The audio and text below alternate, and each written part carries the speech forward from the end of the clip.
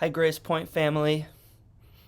I want to introduce you to one of our missionaries this week. Instead of spending all the time sharing about all that's going on in our church, in our little world, I want to uh, give you some perspective on what God is doing in the world. I'm sure many of you have been hearing about the difficulties that are going on in Haiti and the difficulties in Afghanistan, and many of us have been praying about those situations. Our brothers and sisters in Christ all over the world are experiencing true trials. There have also been some difficult things going on in the Middle East, and we have one of the missionaries that we support. We'll call her Kay.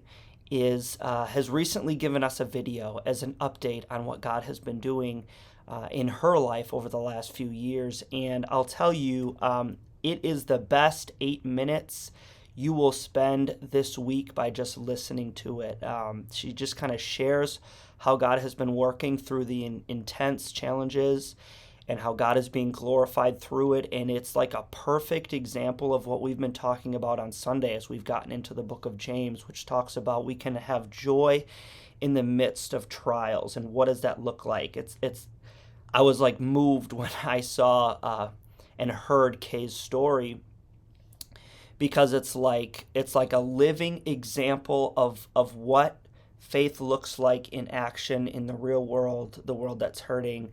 And so I want to just give you the opportunity to hear it, and it's 8 minutes long, and I hope it encourages you. It's a beautiful perspective on how to live life from someone who's trying to follow Jesus and trying to have God's perspective in everything. And I want to ask of you is as you listen to her story, as it ends, would you just take like a minute and just pray for her, that God would continue to be glorified in her life? That would be an awesome thing that we can do as a church. We're already supporting her monthly. Some of the money that our members are giving to the offering is going to her. We're already backing her up, but we want to spend today just praying for her. Tonight, we're going to be doing a prayer meeting via Zoom, and you're welcome to join us there, and we can pray for her then as well. But just take a minute, listen to her story, and lift her up in prayer today. Thanks. God bless. Hi, my name is Casey. I'm a Converge missionary in the Middle East, and I just returned to the States after my first term overseas, and by God's grace, I will go back to the Middle East in January. First, I want to thank you for your undying support and your prayers. You're the reason that I'm able to do what I'm doing. So I just wanted to update you on my first 2-year term and where the Lord is leading me upon my arrival back there. You know, the opening line of the famous novel, A Tale of Two Cities, reads, "It was the best of times, it was the worst of times." And ever since I first heard that, I never really understood what Charles Dickens meant. It's impossible for something to be both the best and the worst. I mean, the two words, best and worst, are diametrically opposed. It can't be both. The number one question that I've gotten since I've been back to the States is, how was it? How was your first term? How was the Middle East? And to be honest with you, I have struggled with how to answer that question. These past few years have been the hardest of my life. My only job in these first 2 years was to learn the language. That was my goal, to learn Arabic.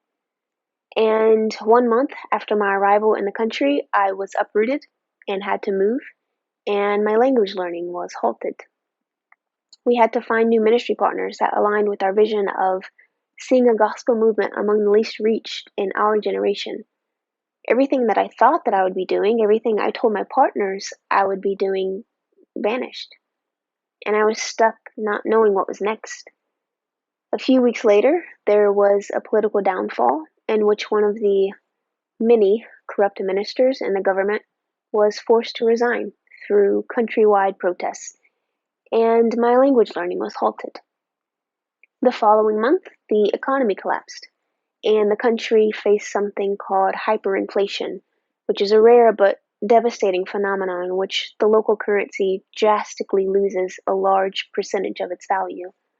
This means prices quadrupled practically overnight, and everyone's salary remained the same. and my language learning was halted. After we found a new ministry partner, I settled into my new place, but I was forced to move yet again because of the economy and the corruption I was facing in trying to rent an apartment. And my language learning was halted. Later, a massive tragedy killed hundreds of people and left over 300,000 homeless. And my language learning was halted. Finally, I was in a position that I thought I would be in long term, and getting to know our new partners and the people in our community.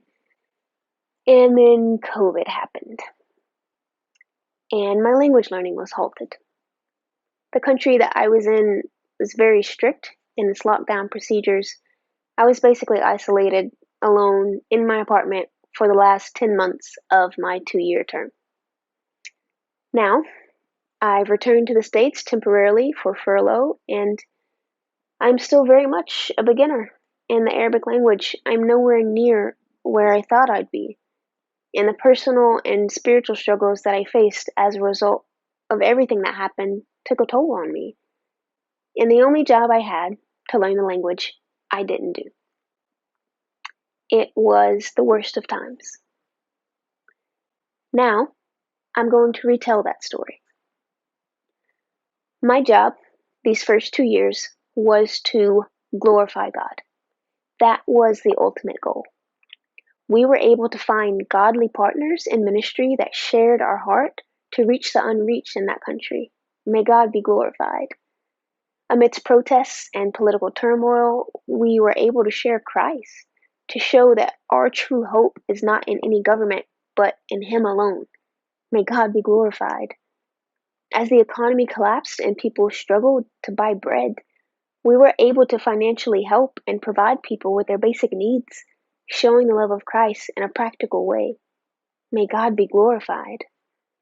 After a few tries, I got into an apartment that I could call home and was right next door to our ministry partners who helped me and made me feel secure and safe.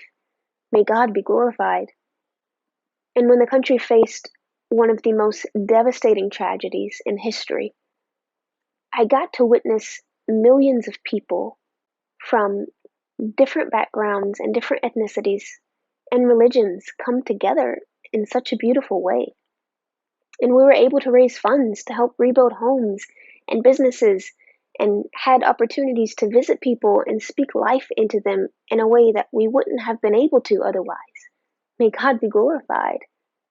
And as a global pandemic swept across the nation and we were all forced into mandatory lockdown, we were able to take our ministry online and reach people in places we would never be allowed to go.